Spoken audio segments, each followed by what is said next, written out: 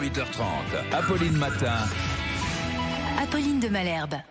Et ce matin, à 6h46, deux invités exceptionnellement ensemble dans ce studio, parce qu'on va revenir sur la situation au lycée Paul-Éluard à Saint-Denis. Bonjour Jérôme Martin, vous êtes professeur de français dans le lycée. Et Éric Deslions, bonjour, vous êtes parent d'élèves. Votre fils est en classe de première. Vous êtes le représentant des parents d'élèves. J'ai voulu vous inviter tous les deux, parce que depuis cette semaine, il y a une quarantaine de professeurs dans votre lycée qui ont décidé d'exercer leur droit de retrait. Jérôme Martin, vous faites partie de ces professeurs. Vous êtes professeur de français et vous exercez votre droit de retrait. Vous dénoncez notamment un cadre sanitaire dangereux. Ça veut dire quoi? Quelle est la situation à laquelle vous faites face quand vous rentrez dans votre lycée? En fait, ça veut dire que la Seine-Saint-Denis, comme d'habitude, est abandonnée par la République. De façon très concrète, qu'est-ce qui se passe? On n'a pas d'infirmière. 2000 élèves dans ce lycée et il n'y a pas d'infirmière avant octobre pour des raisons administratives ou de non-remplacement de personnel malade. On n'a pas de masque jusqu'à hier soir, c'est-à-dire que l'employeur, qui est l'État, ne remplit pas son rôle en protégeant les salariés, en diffusant des masques. C'est-à-dire que vous avez reçu les masques? On a reçu les masques hier après-midi, 4 masques par personne, ça veut dire qu'en 2 jours, il faut déjà les avoir lavés. 4 masques chirurgicaux, 4 masques Non, jetables? 4 masques lavables, réutilisables. Par prof. Par prof. On a reçu un petit peu de gel enfin, puisqu'on n'avait pas de gel dans les salles de classe, donc on en a reçu aussi un petit peu hier, donc ça compte quand même de se mobiliser, ça accélère les choses. On n'a toujours pas de virucide pour désinfecter les tables, les claviers d'ordinateur, les souris. Je le fais avec mon propre matériel, 2 boîtes de lingettes désinfectantes depuis 15 jours. On n'a pas de cellule d'écoute psy dédiée. On sort d'une période qui est extrêmement traumatisante. Comment est-il possible qu'il n'y ait pas de personnel en plus pour assurer l'écoute des profs, des surveillants, des élèves qui auraient été traumatisés par la période? Donc tout cet ensemble forme quelque chose. Et le pire là-dedans, c'est qu'on a des élèves qui ont été dépistés positifs. Leur classe n'a pas été ramenée chez elle et il n'y a pas eu de proposition de dépistage. Alors attendez, racontez-nous juste cet épisode. Je voudrais d'ailleurs vous entendre, Éric Deslions, là-dessus. Il y a eu déjà des enfants qui ont été testés positifs et il n'y a eu aucune conséquence en réalité. Il n'y a eu aucune mesure en fait. On a deux élèves dans 2 classes différentes qui sont testés Covid+.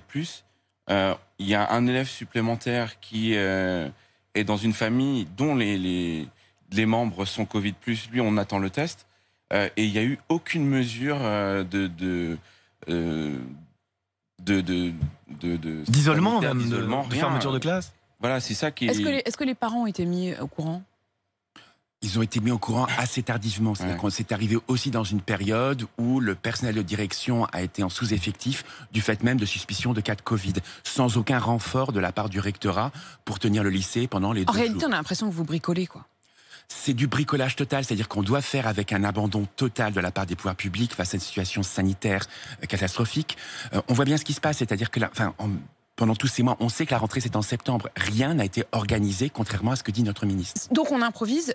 Et vous, parents, est-ce que vous soutenez le droit de retrait des professeurs? Alors évidemment qu'on soutient le droit de retrait parce que leur démarche, elle est de dire on refuse de se retrouver dans la même situation qu'en mars. C'est-à-dire on refuse d'enseigner de nouveau en distanciel. Mais actuellement, on est dans une situation qui commence à être relativement inquiétante et on ne prend pas les mesures d'anticipation minimale pour éviter de se retrouver dans une situation où le lycée serait un foyer de contamination. Les élèves qui étaient dans des classes avec... la classe où il y a eu des élèves contaminés, il n'y a pas eu de quatorzaine, il n'y a pas eu de même septaine, parce qu'aujourd'hui on parle de 7 jours, puisque la période d'isolement a été réduite, en effet. Mais rien du tout, quoi. En fait, vous improvisez, vous naviguez à vue. C'est pas nous, on n'improvise pas, mais on a l'impression effectivement que l'État n'a pas du tout anticipé.